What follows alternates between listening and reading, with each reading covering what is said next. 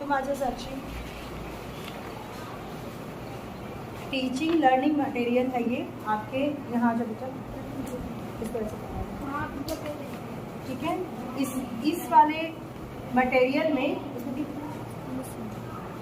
Material में आप बहुत शॉर्टकट में, थोड़ा सा ऊपर करो सबको दिखाओ, बहुत शॉर्टकट में कवि जो हमने आपको पद्य में बताया है ना, प्रमुख कवि उनकी रचनाएं क्या थी और उनकी भाषा कैसी थी और वो किस विधा से लिखते थे। तो इसमें जैसे कि पहला है दलपति विजय, यहाँ आपको दिख रहा होगा दलपति विजय, इनकी भाषा डिंगल थी। डिंगल एक भाषा है। इसको आप पलटते हैं तो इनकी रचनाएं प्रमुख आपको दिख जाती हैं। क्या है? खुमान रासो और विधा, यानी ये कैसा काव्य लिखते थे? प्रबंध काव्य लिखते थे। बड़े काव्य और प्रबंधित होते थे, मैनेज्ड, तो प्रबंध काव्य लिखते थे। इसी तरह यहाँ पे आप जाएंगे, इसमें से कोई भी आपको, अगर मान लीजिए एक लड़की आए, राजनंदिनी आओ, इसमें से किस कवि के बारे में तुम जानना चाहती हो? ऐसे हो जाओ, थोड़ा साइड में। गोस्वामी तुलसीदास, तो यहाँ केवल नाम लिखा है गोस्वामी तुलसीदास। अब इनके बारे में जानने के लिए आपको क्या करना पड़ेगा? पलटना पड़ेगा। पलटा इन्होंने। अब बताइए इनकी भाषा क्या थी? ब्रज और अवधी। रचनाएं, जो मुख्य रचना थी इनकी, रामचरितमानस और कवितावली। और ये महाकाव्य, मुक्तक और गीत काव्य लिखते थे। ठीक है, रामचरितमानस महाकाव्य है। अगली कोई लड़की आए, आ जाओ, तुम आ जाओ। हाँ, इसमें मान लीजिए इनको जानना है किसके बारे में? कबीर। कबीर को इन्होंने पलटा और यहाँ पे लिखा हुआ है भाषा इनकी कैसी थी? सधुकड़ी। ठीक है, रचना इनकी बीजक, ऐसे बीजक, और ये गीत और मुक्तक। विधा इनकी क्या थी? गीत और मुक्तक, मुक्त छंद ये लिखा करते थे। ठीक है, आ जाइए अदिति, आप इसमें से किस कवि के बारे में जानना चाहते हो? इस तरह से आप, हाँ,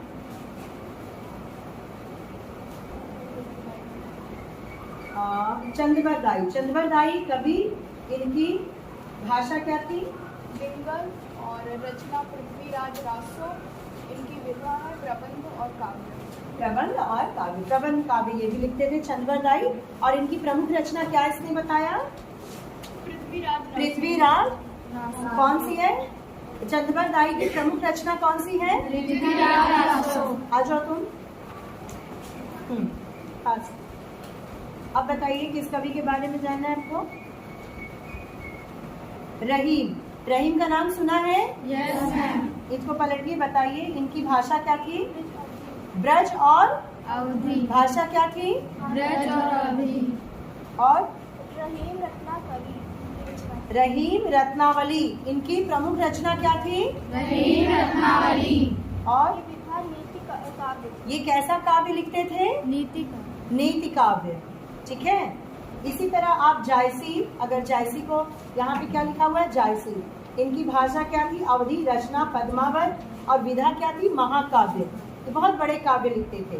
नरोत्तम दास, इसमें भाषा इनकी थी ब्रज। रचना सुदामा चरित। सुदामा चरित किसने लिखा है? सुदामा चरित किसने लिखा है? नरोत्तम दास ने। यहाँ आपको नरोत्तम दास दिख रहे हैं, कवि का नाम। इनकी प्रमुख रचना सुदामा चरित। तो कभी भी एग्जाम में आया, सुदामा चरित किसकी रचना है?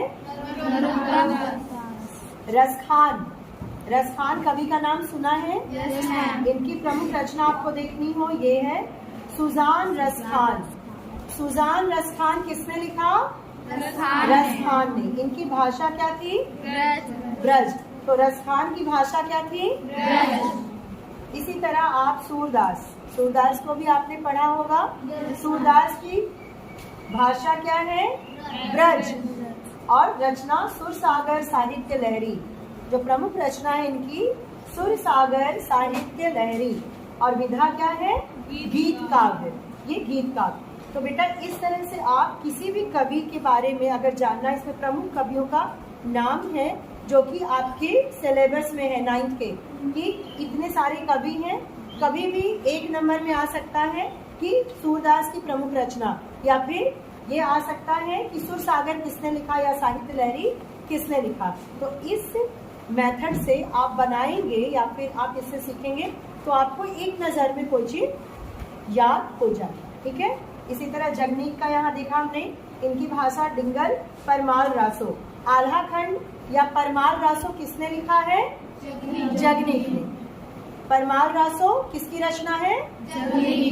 ठीक है।